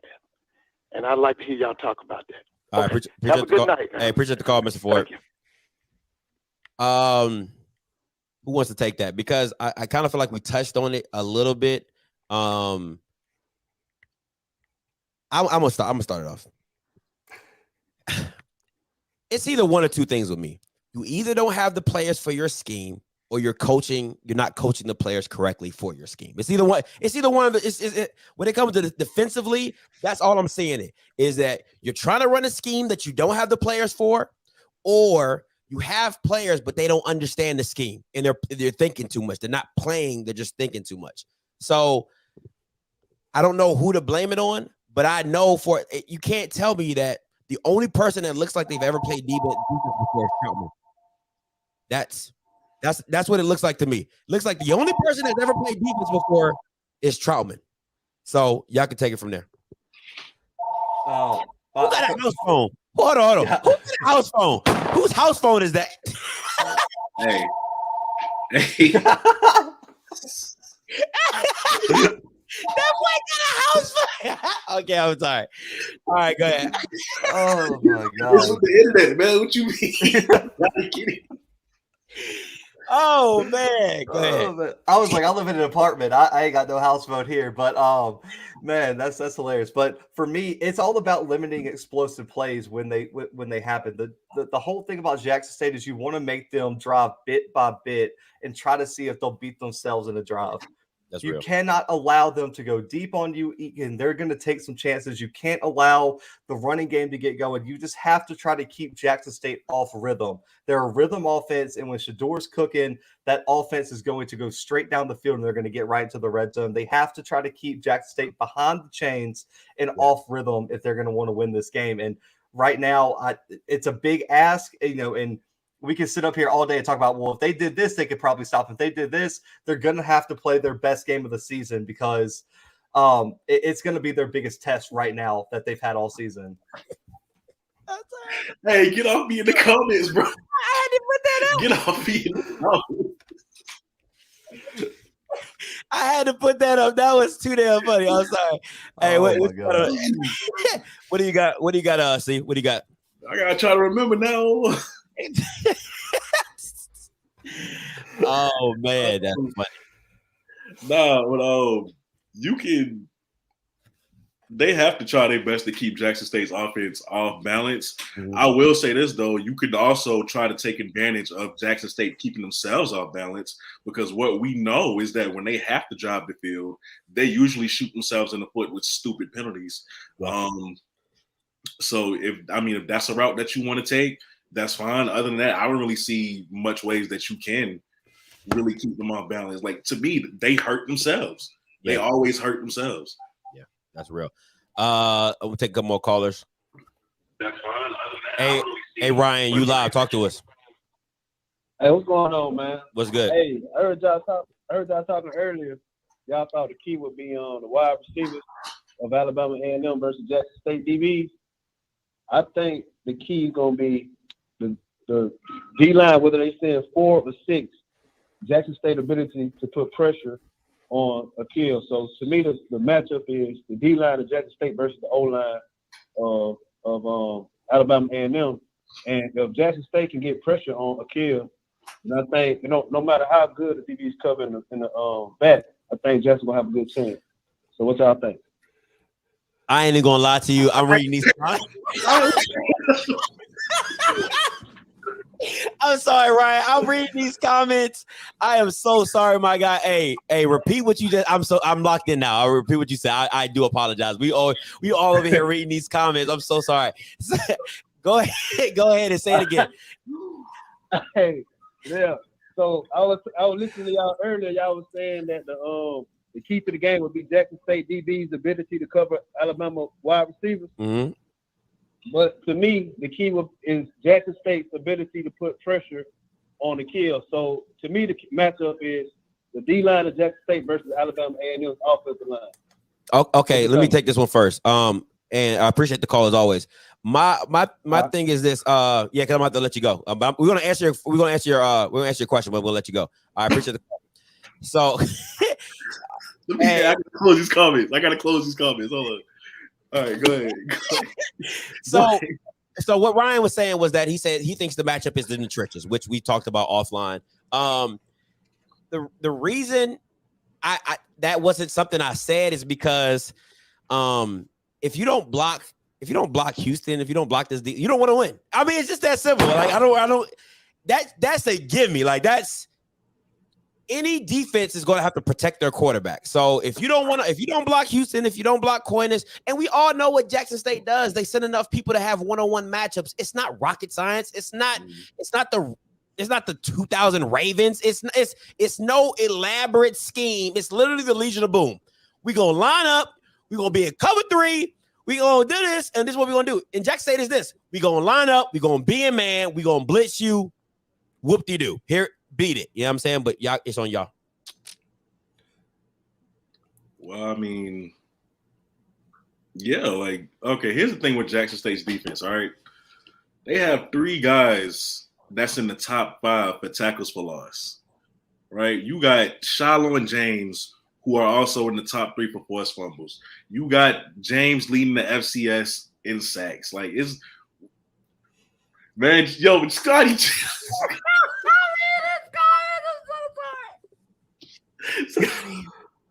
I'm gonna forget, man. Oh my god, I forgot it. I forgot my point.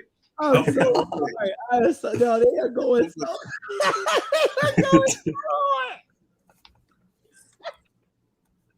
It's not like y'all ain't heard of the packages, bro. They exist. I live in the country. I never hook up my phone. Like I you take it for the deal, but I never hook it up. Yeah, they add it. I just never get the phone. I'm just like, yeah, y'all could like say y'all have it, but I don't need it. Man, I had to get it, man. I'm done explaining stuff to y'all, bro. I don't care. Ain't like I use it. Hey, somebody calling you. I'm not saying it sounds like you do. I mean, it's really good. Go ahead, Blue. You got something? Oh man, it's really as good as the edge rushers are. You could chip those. It's really going to come down to can you stop Coinus Miller and those guys on the inside, man. If you can't double team, if you can't win, if you double team them and they're still beating you, like we saw FAMU do at times, you are in trouble. If Coinus Miller and them can get to Akil's face, because as y'all know, the number one place you don't want your quarterback to get pressure from is right up the middle. Yeah. And if they beat you up the middle, it's going to be a long, long night for Alabama A&M. That's facts. Let me take a couple more callers. Hey, Conscious, Show me what's your up? shoe. Conscious, you live. Talk to us. What's up, bro? What's good? All right, look. So here's the thing. Here's my take, and I keep it very brief. One of the early callers said it previously. The keys to the game is, my opinion, O-line versus D-line. And the point that I'm trying to make is, do we trust Alabama A&M's line to basically guard and protect Akil Glass with 4 linemen rushing? And if 4 defensive linemen can get to Akil, it's going to be the same problems that Jackson State faced against ULM, and it's going to be the same problems that Jackson State faced against Delta State. So you're saying, and that's the bottom line, because hold on. I'm saying right now, if Jackson State can get pressure on Akil Glass with 4 linemen, it's going to be a problem because it limits your play call. So everything that everybody is saying about the quarterback play, the running back play, I get it. But at the end of the day, it all starts in the trenches and those guys up front, because it allows you the seconds that Akil and Shedeur both need in the pocket to basically allow plays to develop. And if they don't have the time for those plays to develop, they're going to be on the run. And I trust Shedeur running faster than I do Akil. So if Akil is going to be running and always having an escape for the pocket and rolling out, I trust Jackson State to win that game more than I do Alabama A&M. All right, appreciate the call, Conscious. No doubt. All right, man. If I'm being honest, if I was Connor Maynard, I would roll Akil a lot more in this game, because the one thing about rollouts that I can't stand is that it limits the field of vision for your quarterback. So if they don't come open, it's either you hit your levels or you got to throw it away. But I think if you can take away, if I know I'm rolling to the right and I have my tight end chip in, that just gives me a little bit more time to get that edge and find somebody to work the one-on-one on man-to-man. So I would actually do a lot of bootlegs, and I mean, not naked bootlegs. We ain't doing none of that because they are too fast for that. I'm just talking about like design rollouts, taking up half the line and clipping it and stuff like that. So I would do a lot more of those to protect to Akil. What do you guys? I mean, but the trenches is a give. Like I think talking about the trenches is a give me. Like I don't think there's nothing special about that. You already know what Jackson State's bringing. You already know what Alabama A&M is. Their O-line is usually pretty good. The Grambling game kind of got them. I mean, if you watch the film, it wasn't like they were getting overwhelmed a lot of times. A lot of times it was just a guard looking the wrong way, the blitz coming right off his butt, and Akil's like, "What the hell?" and throwing the ball at the ground. You know what I'm saying? So. And I don't think the conversation is going to be about Alabama A&M's O-line versus Jackson State's D-line, because we already know how that's going to go. Like you said, Jackson State's going to get pressure. Jackson State's going to get in Akil's face. The question and the matchup to watch is, can Akil step up in the pocket, keep his composure, and make that throw when he knows he's about to get his head taken off? Can he make that throw where he's looking the defender in the eye and he can get rid of the ball and stay accurate? That's going to be the whole game. And also, we know he's not super athletic. Can he be athletic enough to shake some of the pressure and work his way up and out of the pocket? Because I think rolling backwards and trying to get around the ends is a recipe for disaster, because those ends are too fast for him. Facts. He's going to have to work his way up and then get out and get him some space. Yeah. So if he can't work his way up in the pocket, which is why I think those D tackles play the biggest role for Jackson State, it's going to be a long day for Akil Glass. This is his moment to prove that all the hype behind him is real, because he's going to have to perform this weekend. That's fact. What you got to see? Honestly, I think he has no choice unless we're going to do play action with him or rollouts. I think he has no choice but to sit in that pocket, take some hits and make those throws. He has no choice. You got Katron Evans. You got Antoine. We know how much of a beast Coinus was. You try to go to the outside, like you said, those ends are just too fast. You don't have a choice but to stand in there and take those hits. So he needs to prepare himself mentally for that. Because, I was watching a documentary on NFL Network, right?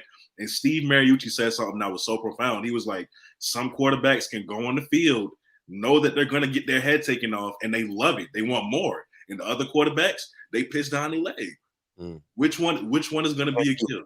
Yeah, which one are you? And Shedeur. Let's not. No, I'm just playing. And ain't no pressure getting generated by Alabama D. All right, let me take a couple more calls, guys. Hey, calling you live with us. What's your name? Where you calling from? Hey, peace, gentlemen. This is Naeem from the DMV. Hey, DMV, you're good with me. Okay, let's go. That's right, Mo. Look, first of all, hats off to all three of y'all because y'all be doing y'all thing. I watch each one of y'all podcasts individually, and y'all all offer something unique and different and good, not only for Swac, but for football. I mean, I think y'all do a phenomenal job. So on to what we're talking about for the subject, though. I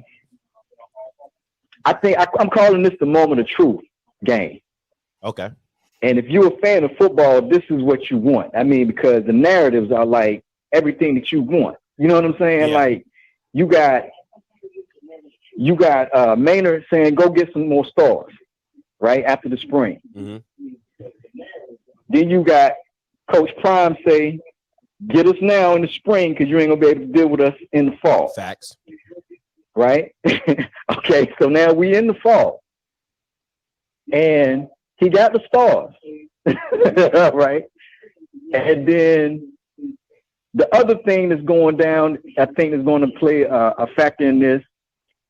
I think it's going to be penalties because both teams are going to be, the awareness is height, is at an all-time high. So like penalties are going to rack up. You know, if one of the team or the other can't control their discipline, knowing how much their coaches want this game, right? So I'm looking at that, you know, the temperament and see who's going to have their guys more in control, right? The third thing that I'm looking at is the defense. The defensive coordinator for Alabama A&M is going to try to prove that he has a defense. Okay. Because that's what Jackson State is known for. And if he makes some mistakes, because Lanier's healthy this week, okay. And then I'm looking for a wrinkle in there with Richie, because Richie is a big boy. I don't know why they don't use him much more as a tight end into the offensive system. But, you know, I already got a strike against the offensive coordinator for Jackson State anyway, so we'll see.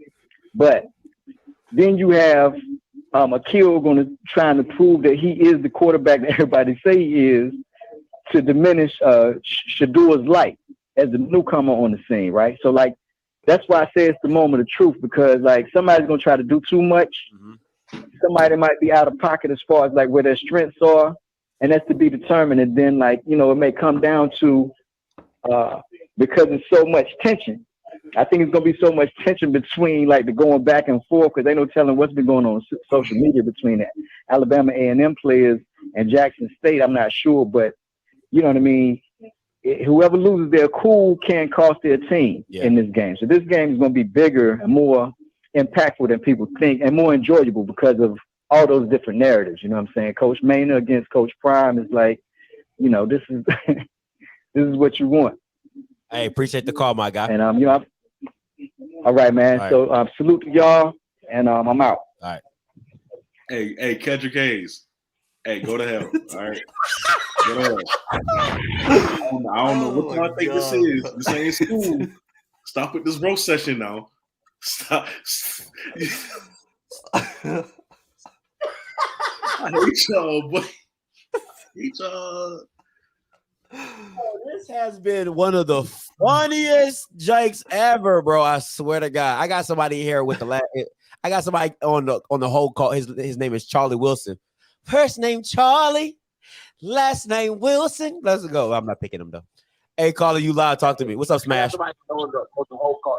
What up, Doc? What's goody? Yeah, you gotta keep it short and sweet. No long, drawn out, nothing.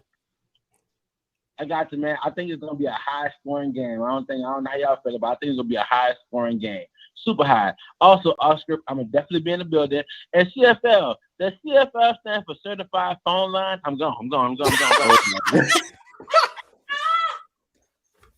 Boy, y'all petty. Y'all are petty. Oh, man. Hey, Sean, you're not coming up right now, so I'm going to take another caller before you get in because I don't see your... Oh, let me see. Oh, here you go. He came in. Hey, what's up, Sean? Talk to me. What up, Scotty? What's goody? What up, Blue? What up, CFL? What's up, Well, what's man? good, man? What's good, man? Did y'all donate money to CFL for him to get internet? When this man came on the phone with that tone, I already knew. When he came on the phone with that tone, I knew what he was gonna be on, bro. Your call, bro. Your call. Hey, look, man, I appreciate all y'all perspectives, man. I just want to come in and just mess with y'all a little bit, but I'm gonna tell y'all the truth, man. I think Prime been cooking up since he took the L at Manor in the spring, and he was getting the feel for Manor and just studying Manor. I think he put more studying in and preparation in for himself mentally for this game than probably he has the other 4 coaches he faced this season. Caller. Hold on. You talking with a name like Orenthal? Orenthal? You talking? God, that was the. Oh man. Boy, Hey, you can't let him do you. You can't let him do you like that. His name Orenthal. You cannot. He said one super chat equals 1 call for CFL.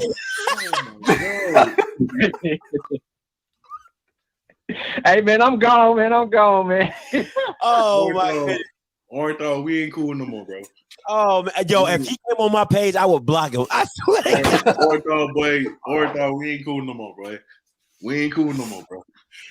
Oh my! This is why CFL don't do live streams, guys. Y'all wanted live streams on CFL. This is why y'all don't have them.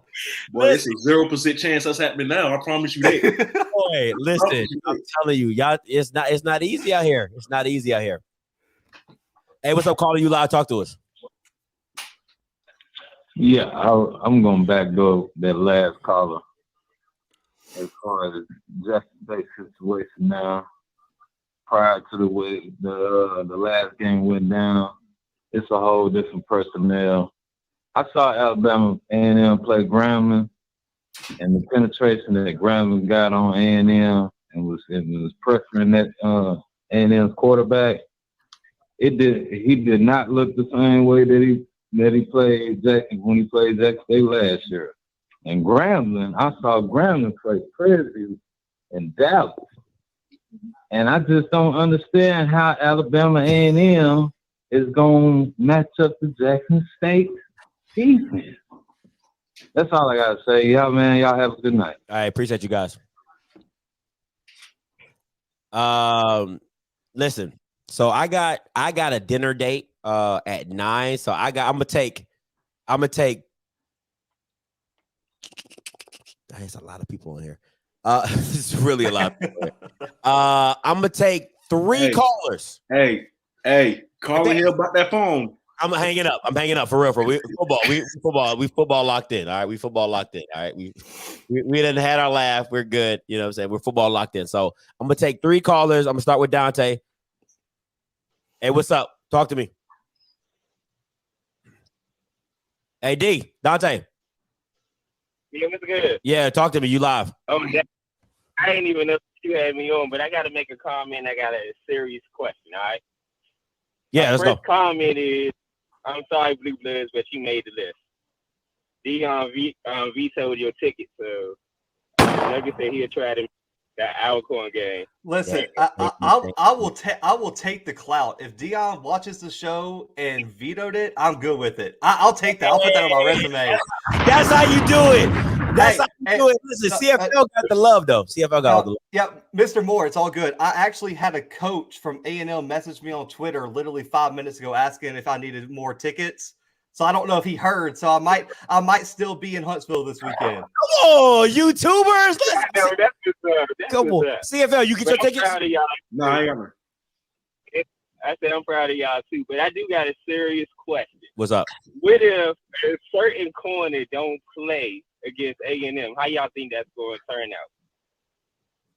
If I don't sneak this, but I'm gonna let you go. Appreciate the call.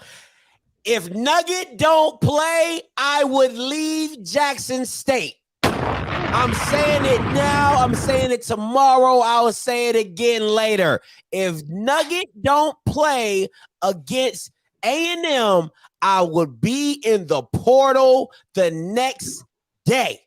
Do you hear me? Y'all opinions. I agree. Completely agree. This is the game. You're already projected 4th round. This is the game that ups your draft stock if you play great. So for you to not be put in, I would have a big problem with that, because it's like you're either going to punish me and then let me continue to play my season, or you're just going to sit me down for the rest of the year. But we're not going to continue to play this little back and forth game, all right? Because now you're playing with my future, and I don't like that. That's facts. What you got, see? What you got, Blue?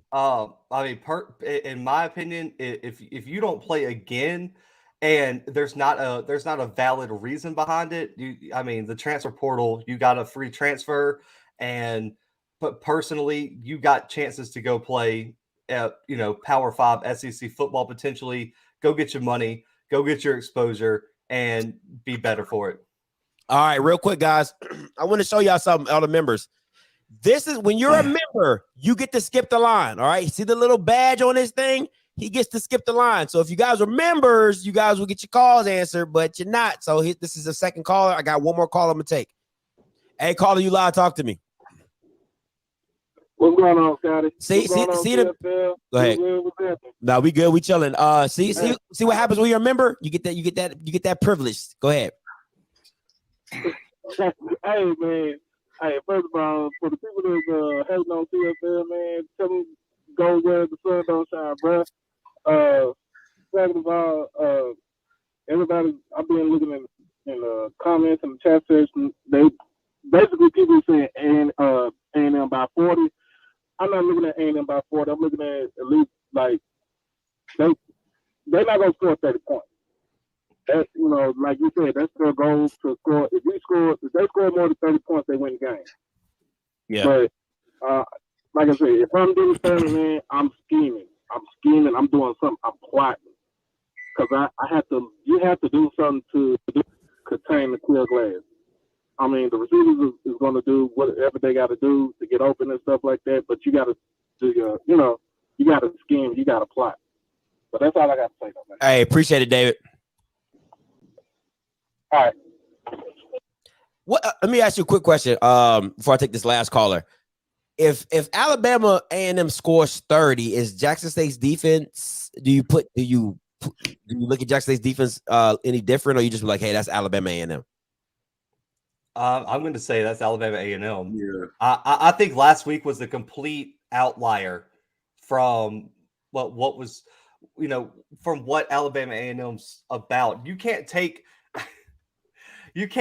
one game and, I'm taking the multiple data points that we have over the past 2 years over one game on the road against Grambling when they potentially could have been, overlooking. So for me, I'm not looking at the Jackson State defense anyway, because I personally believe Alabama A&M, that offense is legit regardless of what happened last week. So I'm not looking at them any different way. Okay. What about you? Same thing with you, see? Yeah, way too much talent to be held under 30 points at this point. I mean, they've done it consistently.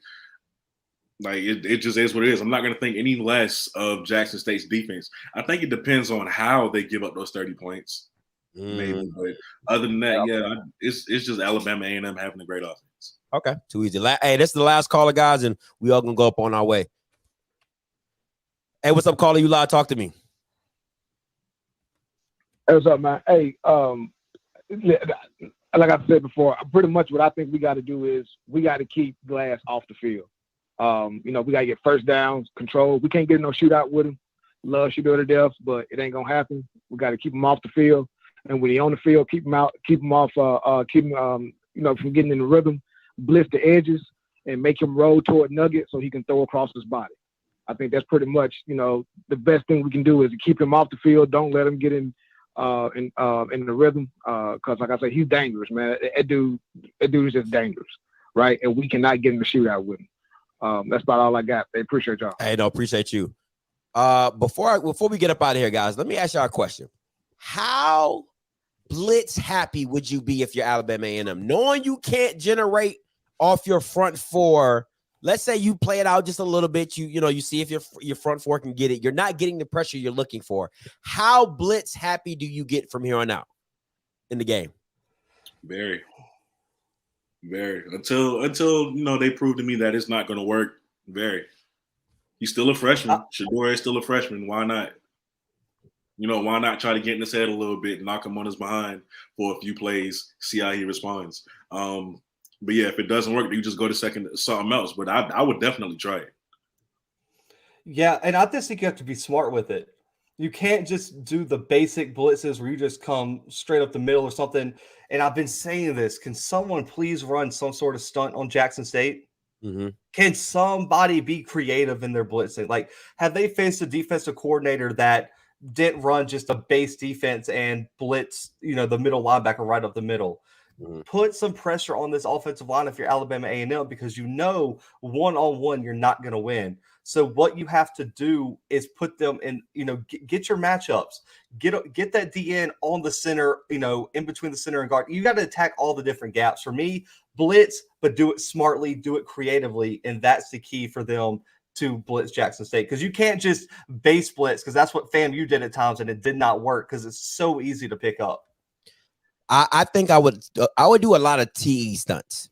I would do a lot of tackle in stunts, and because for me to just think I'm about to power you and mow you down, I'm not doing it. I would honestly probably get my most athletic linebacker and kind of use them like a Micah Parsons. Just put them all over the freaking field. Like line them on the edge, line them in the middle. Like we blitzing A gaps, we blitzing. We doing everything, and just try to. To me, this I'm pulling out all the stops. You know what I'm saying? Because if you don't win this game, Alabama A&M, kiss your Swac repeat goodbye. So this is not the time to be cute, and try to be like, oh, I'm gonna save it for hell no. I'm bringing out the annexation of Puerto Rico. I'm bringing out what's the kid that was what do you say? Sam don't care, Mike don't care. What's his name? The dude from Little Giants. I forget the names. Oh, the big kid. I'm bringing him out. You know what I'm saying? Oh, he's like, Spike don't care. Spike don't play with girls. Like, I'm bringing him out. I'm bringing everybody out. You know what I'm saying? So you can't hold any bullets in your gun in this game. You got to shoot your shot. You know what I'm saying? You got to shoot your shot. Hey guys, listen. You can catch this man right here with his house phone. Oh my God. NFL podcast. I'm telling you, he does great work. FBS, FCS, Oregon fan, South Carolina State native. You know what I'm saying? My man right here, CFL, JSU homer. You can check the boy wonder, Blue right here, FBS, FCS, analytics, stats. You already know what Blue does. He gets down. You'll see his, and you can catch me on OFFScript all day long. Man, we appreciate you guys for tuning in. This is probably one of the best roundtables. This shit was funny. I'm sorry. This is hilarious. All right, I'm gonna remember names too. I remember y'all names. No way. Bro, he's blocking them right now. He's ripping that house phone off the wall while he's blocking them on the YouTube channel. Hey, listen, if my girl, I'll be like, why you didn't pick up that phone? Why you didn't get that? Man, listen, y'all, you stupid. Hey, this was a great one, man. I appreciate you guys for coming and doing this, man. Hey, and make sure you can subscribe to everybody. Their links are in the description below. Make sure you subscribe. And listen, my thing. Until next time, you know what I'm going to do. I'm going to holla. God bless.